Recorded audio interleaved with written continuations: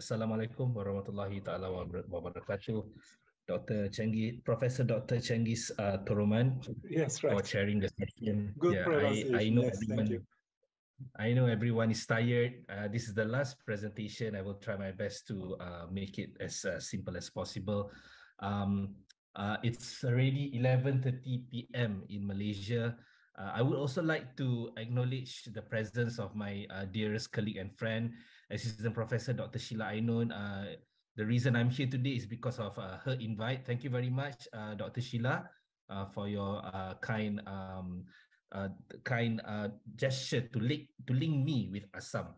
And for today, I would also like to extend my deepest gratitude to the organizing committee of the conference for accepting my paper to be presented in this esteemed Congress. So without delaying, I would like to begin my presentation.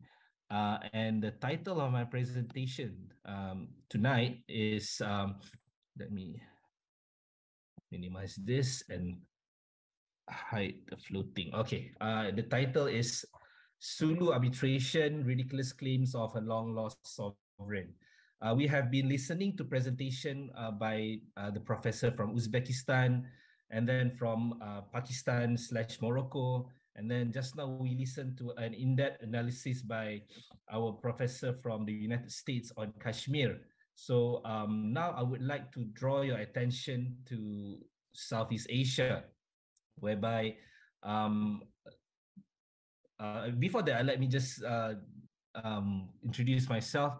I'm now teaching at the Faculty of Sharia and Law as an associate professor, University Islam Malaysia, and I am also a research associate at the College of Asia and the Pacific, Australia National University, and this is where I work at the moment.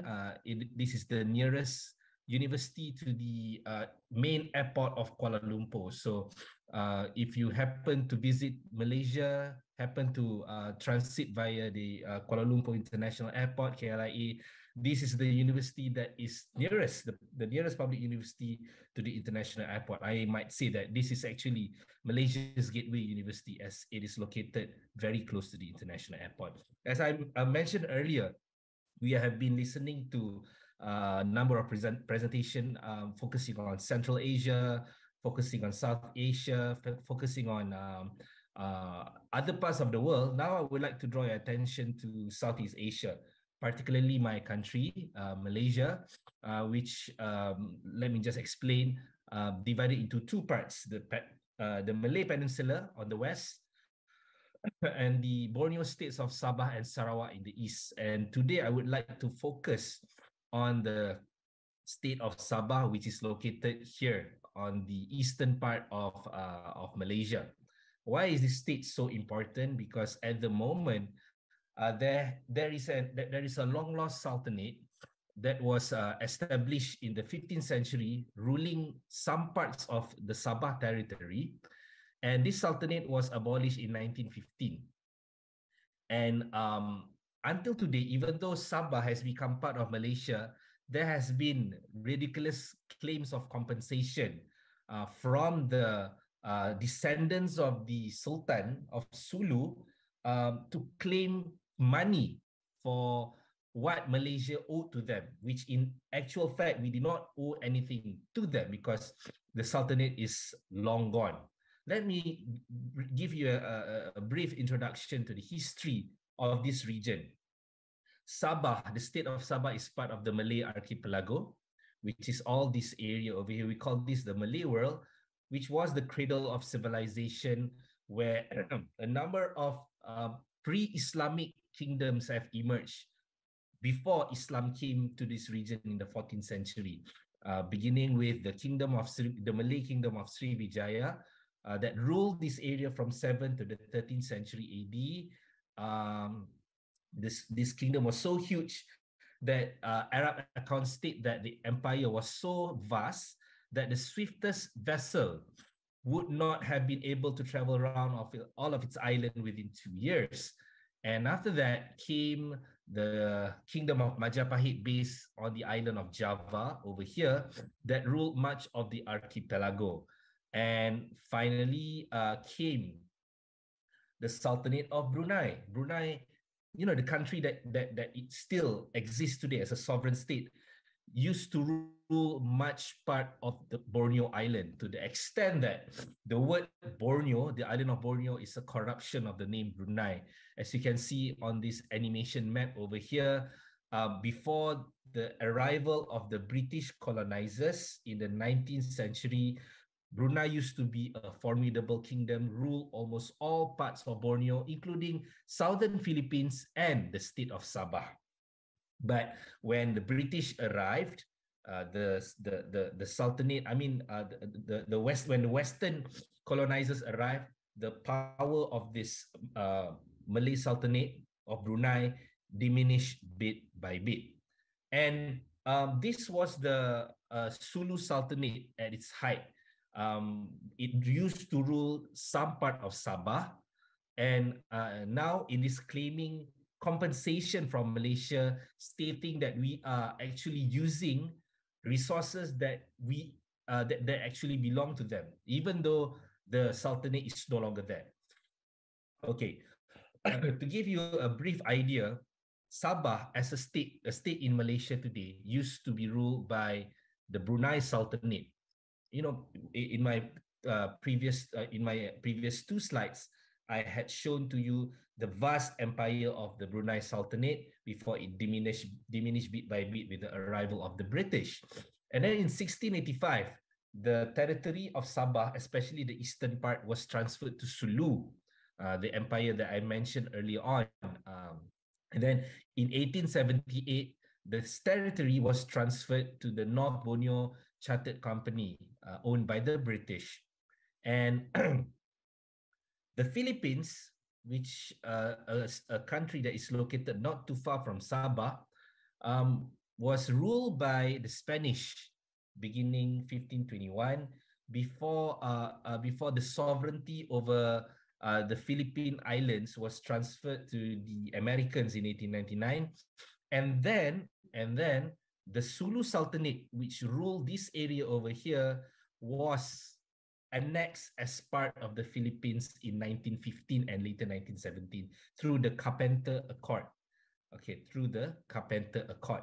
There's an agreement in 1915 whereby the United States has abrogated the Sulu Sultanate, and it is no longer there. It is no longer there. So Sabah used to be part of the Sulu Sultanate, and in 1878, the sovereignty over Sabah was transferred to the British. Meanwhile, Sulu Sultanate remained as a sovereign until 1915. Apologize for the mistake on the slide, not 1917, or 1915. The Sultanate was abrogated and annexed as part of the Philippine archipelago, Philippine colony of the United States at that time. So according to the 1915 Carpenters Agreement, on March 22, 1915, the Sultan of Sulu relinquished his sovereignty over Sulu. The question is, if the sovereignty has been relinquished, how could Sulu Sultanate claim compensation from Malaysia? It doesn't make sense. And later on, this was the situation, the political situation in mid-20th century, where many Southeast Asian territories fell into colonization. And later on, Japanese, in World War II, the Japanese claimed much of Southeast Asia as part of its colony. And upon the defeat of the Japanese and the Germans in 1945, Southeast Asia, many countries in Southeast Asia gained independence through the international law concept of uti possidetis juris. Under this concept, uti possidetis juris means, I beg your pardon, it means that a newly independent nation must inherit the territory of its former colonial master. So Malaysia became Malaysia today because it used to be part of British Malaya and British Borneo. Indonesia became a country it is today because it was part of the Dutch East Indies.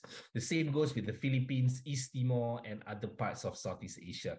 And this created a number of weird boundaries. For example, this photo over here, the other side is Singapore, and on this side, just 12 kilometers away is Indonesia.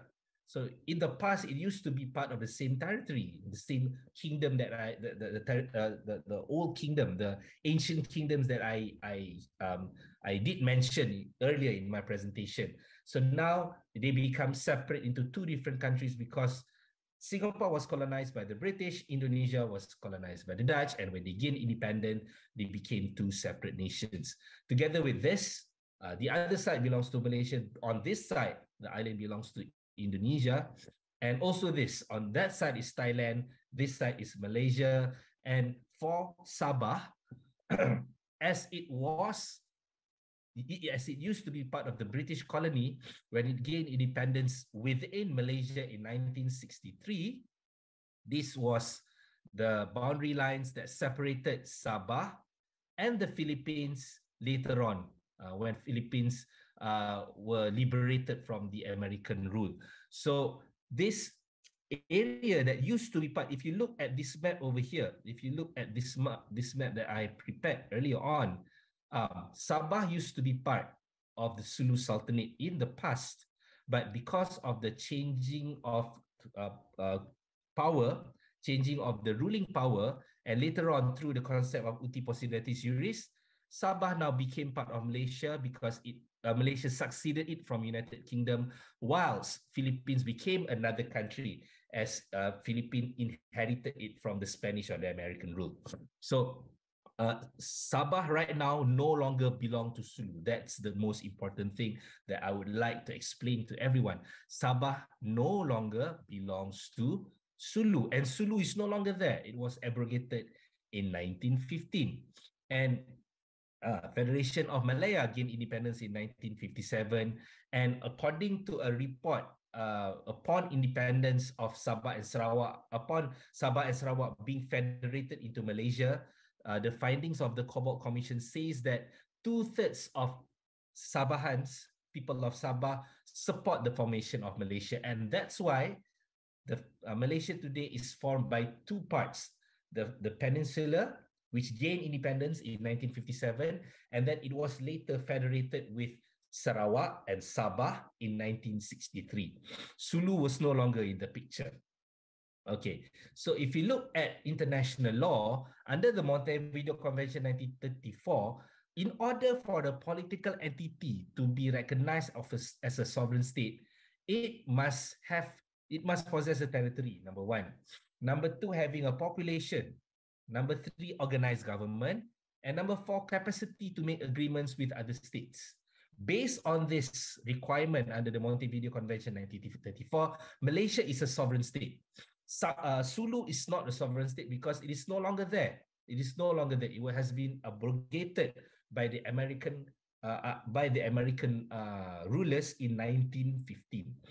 And what about territorial acquisition under international law? A state can acquire territory through a number of ways under international law. Number one is cession. A territory could be ceded by one country to the other. The second one is colonization, territorial acquisition through military conquest.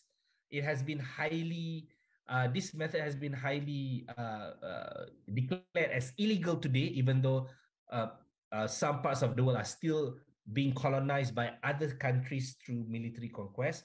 However, United Nations Charter has clearly said that this method is no longer legal. And the third one is prescription, the continuous exercise of sovereignty over certain territories by a state without being persistently objected by other countries. So if you look at Sabah, Malaysia has administered Sabah since 1963, even though Philippines have claimed Sabah from Malaysia a number of times, but face it, Sabahans hold Malaysian passport, Malaysian identification card, and it is the Malaysian government who established a working government in Sabah.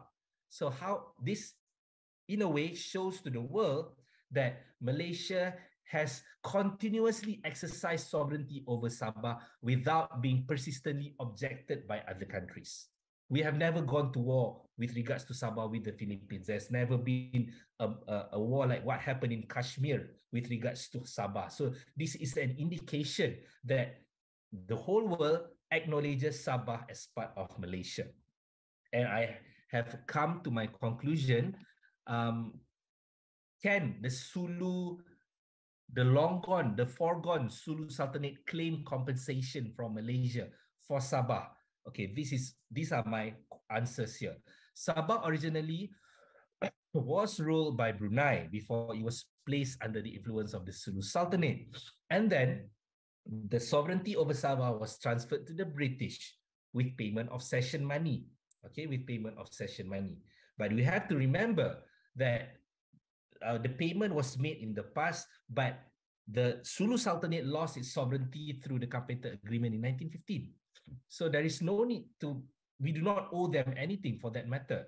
And Sabah was federated into Malaysia in 1963. And like what I've mentioned earlier on, since 1963, Sabah was continuously administered by Malaysia, and it was the Malaysian government that established a working government and invested in infrastructural as well as human development projects in that state of Sabah.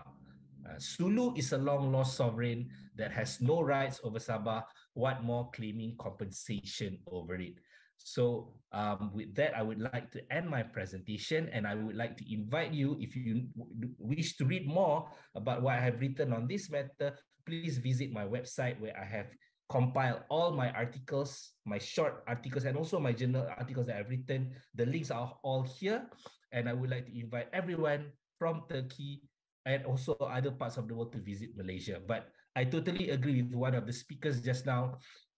The relationship not only with Pakistan and Turkey, but with Malaysia. Turkey is one of the most important strategic partners of Malaysia, and we have enjoyed so many benefits from having good relationship between the two nations. Okay, so hopefully Malaysia and Turkey will work together and become a strong country to bring forward Muslims' voice in the world arena. So with this, I would like to end my presentation, and I'm passing back the floor to the Professor Chairperson. Thank you. Assalamu alaikum. Inshallah. Thank you very much. It was a very useful and interesting presentation. We finished our season. Any comments?